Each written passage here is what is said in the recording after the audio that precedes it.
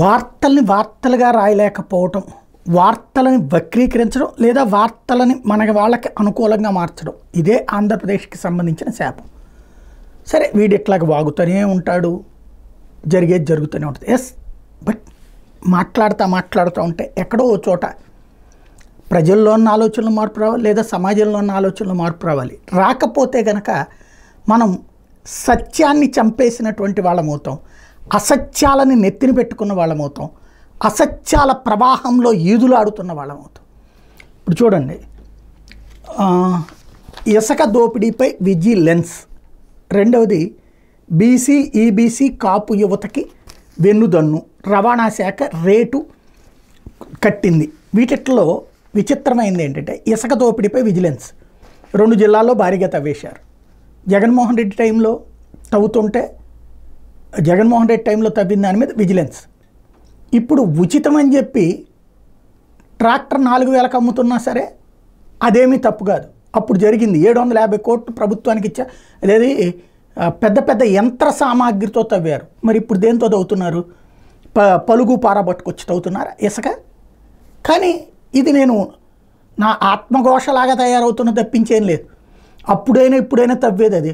అప్పుడు యంత్రం పెడితే నేరం, ఇప్పుడు యంత్రంతో తీసుకొస్తే అద్భుతం అన్నటువంటి తరహాలో ఆలోచిస్తున్న వాళ్ళని ఏమనాలా?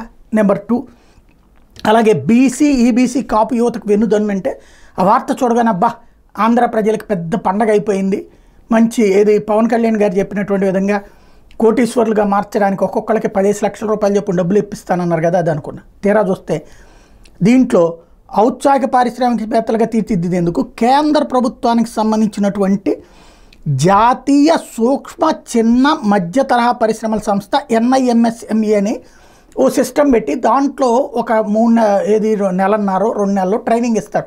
ఓ పరిశ్రమ ఎట్లా నడపాలి, రా మెటీరియల్ ఎట్లా తీసుకురావాలి, ఇది ఆ ట్రైనింగ్కి సెలెక్ట్ చేస్తారట. దాంతోనే పారిశ్రామికవేత్తలు అయిపోతారట. ఆ ట్రైనింగ్ నా చిన్నప్పటి నుంచి జరుగుతోంది.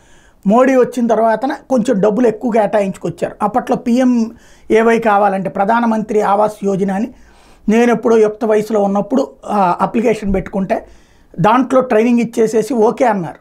తర్వాత చూస్తే బ్యాంక్ వాడి దగ్గరికి వెళ్తే డబ్బులు అడిగితే, లోన్ అడిగితే ఏది షూరిటీ లేకుండా ఎట్టేస్తామన్నారు. అదే PMAY ఆఫీస్కి వెళ్తే నువ్వు మరి ఏదో ఒకటి షూరిటీ చూపెట్టి సెట్ చేసుకోవయ్యా, దాంట్లో సబ్సిడీ వస్తుంది కదా, ఒక 30% 40% సబ్సిడీ ఉండేది. అది అట్లా ఉంటుంది వ్యవస్థలు. కానీ అది ఇక్కడ ఏదో జనానికి వచ్చేసింది అన్నట్టు రాసుకొచ్చారు. మూడోది రవాణా శాఖ రేటు కట్టింది. అక్కడ ట్రాన్స్ఫర్లకు సంబంధించి డబ్బులు లెక్క కట్టారట, లంచాలు అడుగుతున్నారట, లంచాలు తీసుకుంటున్నారట. మిగతా వాళ్ళందరికీ 5 ఏళ్ళు అయితే ఇక్కడ 2 ఏళ్లకే ట్రాన్స్ఫర్లు చేస్తున్నారట. ఇదో విధానం తీసుకున్నట్టు. ఇది మరి బాబు సర్కార్ టైంలోనే కదా. బాబుకేమి ఇందులో డబ్బులు వెళ్ళవు, లేదా రవాణా మంత్రికి వెళ్ళవు. కానీ గ్రౌండ్ లెవెల్లో జరిగేది జరుగుతూనే ఉంటాయి. దీనికి సరైన వ్యవస్థ ఏంటంటే ఆన్లైన్ ఎక్స్పీరియన్స్ బేస్డ్ మీద ఓ పాలసీ తీసుకుని చేయాలి. చెయ్యరు, అక్కడ కింద నడిచిపోతూనే ఉంటుంది. బట్ అప్పుడు చేస్తే జగన్, ఇప్పుడు చేస్తే ఇండివిజువల్. ప్రతి వార్తలోనూ మనవాడిని కాపాడుకొస్తూ ఎదురోని దొంగని చెయ్యాలన్నటువంటి రూట్లోనే నడుస్తున్నది.